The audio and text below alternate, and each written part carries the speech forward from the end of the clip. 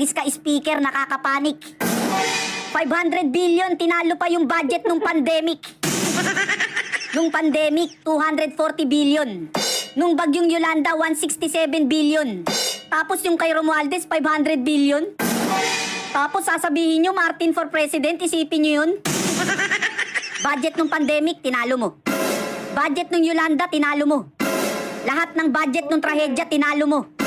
Kaya bantayan nyo sa 2028, baka sa Switzerland to tumakbo. Sa lahat ng tulong, yung tulong mo yung nakakakilabot. Yung politikong gumagamit ng mahihirap, nakakatakot. Tapos yung mga tanga mong fans, oo lang ng oo, ginagawa mong robot. Kayo yung mga politikong tumutulong pero mas marami yung hakot. Ang strategy nyo, gagamit ng mahirap. Pupunta ng palengke, magpapanggap. Sa lahat ng tulong, yung tulong mo yung hindi ko matanggap. Kung talagang wala kang ginagawang masama, pakapkap. Ano yung logic dito? Pag yung politiko kumuha ng pera, kanino ka magsusumbong? Sa babulgang kay bonggam-bonggam-bongbong? Walang paliligtasin. Lahat tutumbukin dito sa Sumbong-Sumbong kay Bonggam-Bonggam-Bongbong. Ano, diyan ka magsusumbong? Gunggong! Biruin mo yung kawawang matanda na mitas lang ng mangga na kulong. Eh yung politiko pag kumuha ng pera, madalang pa sa patak ng ulan yung nakukulong. Kung may makukulong, lalaya din. Pag naupo yung kapartido nila, ilalabas din. Ultimo mga dating NPA palalayain. Back to zero na naman tayo, tang inumin.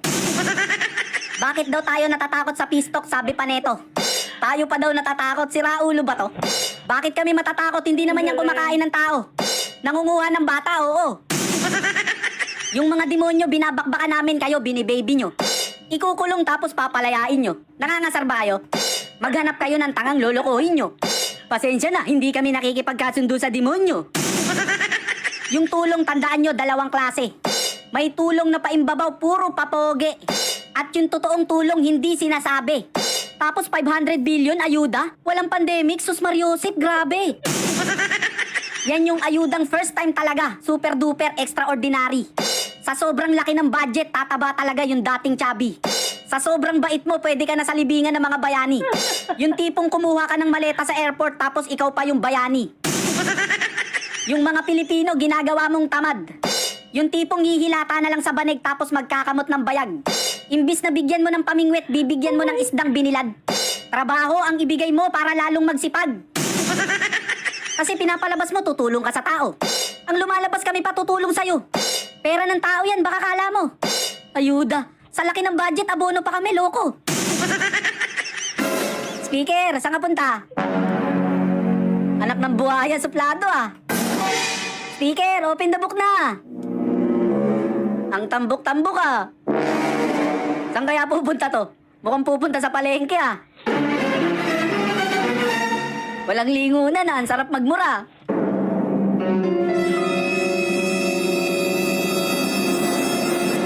Lang yung buhay talaga to. Tapos sulong ka pa ng sulong ng tsatsya, ultimo pinsan mo nakukulitan na sa'yo. Ako nakukulitan na sa'yo. Yung OFW sa Japan nakukulitan na rin sa'yo. Halos bulagi niyang mata mo sa sobrang kulit mo. Tsatsya ka ng tsatsya, ano bang problema mo? Biruin mo yung Pangulo naging former president ng dahil sa'yo. Ben, ano sabi mong former president siya? Ano ka ba? Huli ka na sa balita. Si President Marcos, former president na. Talaga? Oo, nandahil sa kanya. Yung binoto namin noong 2022 na Bongbong Marcos, anak ng baka, former president na. Lahat ng pangako ni former President Marcos, nagbabago na. Yung ICC, dating ayaw, ngayon pag-aaralan na. Tapos yung Chacha, dating ayaw, ngayon pag-aaralan na. Sumulat ang ICC prosecutor na si Karim Khan at nagre-request na siya at ang kanyang team ay pumunta dito sa Pilipinas para simulan ang preliminary investigation sa di umano'y mga krimen laban sa sangkatauhan na may kinalaman sa war on drugs ni President Duterte. Ano po ang inyong gagawin? Papayagan mo ba sila pumunta dito sa Pilipinas? Oo, hindi at bakit? Papayagan ko sila dito, pero magturista lang sila. Dahil ang pagkaunawa ko sa ICC, the ICC is there pagka walang judiciary na nag-ooperate sa isang bansa. 1 year later. Pinag-aaralan ng gobyerno ang posibleng pagbabalik ng Pilipinas sa International Criminal Court o ICC. Ayon po yan kay Pangulong Bongbong Marcos. Saksi si Ivan Mayrina. Si Pangulong Marcos na mismo ang tinanong ng media kanina kung anong tingin niya sa inihayang mga resolusyon sa Kamara na humihimok sa gobyerno na makipagtulungan sa investigasyon ng International Criminal Court o ICC sa war on drugs ng Administrasyong Duterte. There is also a question, should be returned under the fold of the ICC. So that's again under study. Papayagan ko sila dito, pero magturista lang sila. Walang yung buhay talaga yan, no? Alam nyo, kagagawan lato ni Speaker eh.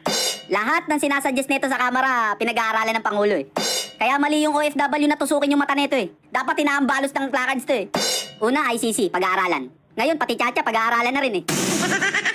It's not a priority for me. Because it's, maraming ibang kailangan gawin eh.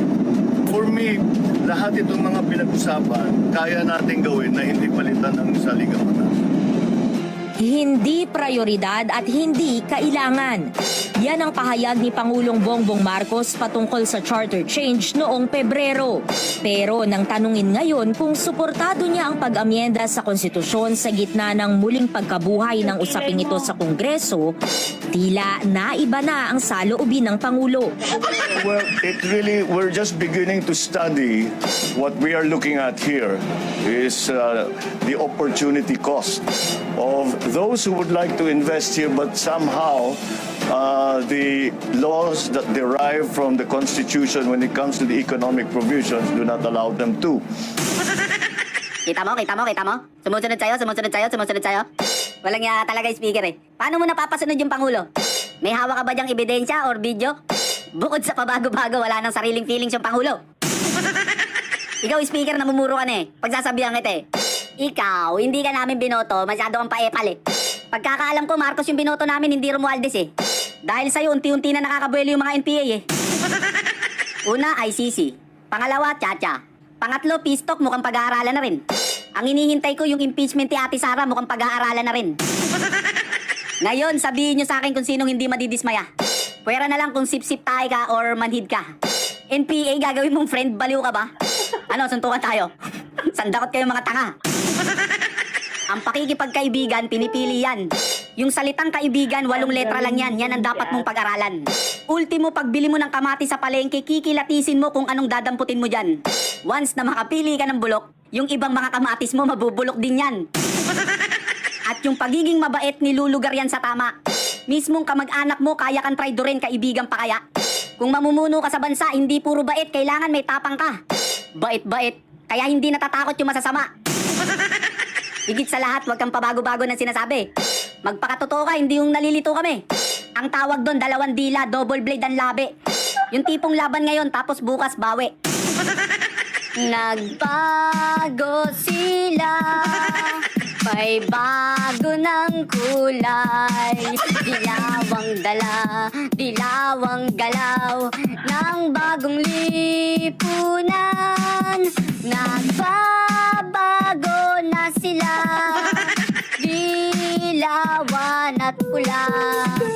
Nagtatandem na nga, bagong lipunan. O ano, naasar ka na ba? Hindi pa? O ito pa. Kung gabi nagparty ang lahat at inabot pa ng magdamag. Madaling araw nagiinuman, yung Marawi ay inisnaban.